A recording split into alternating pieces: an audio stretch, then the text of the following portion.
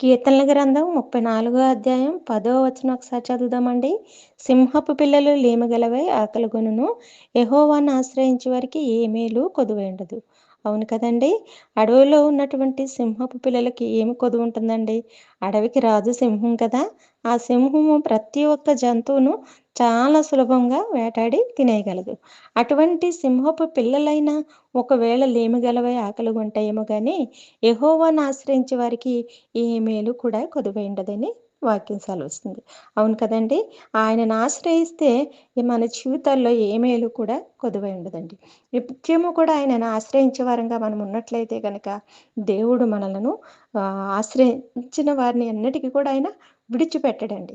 సింహపు పిల్లలైనా లేముగలవై ఆకలిగొంటాయేమో గానీ యెహోవాను ఆశ్రయించే వారికి ఏ మేలు కొదువై ఉండదు. కాబట్టి మనం ఆయనను ఆశ్రయించేవారిగా ఉందామండి.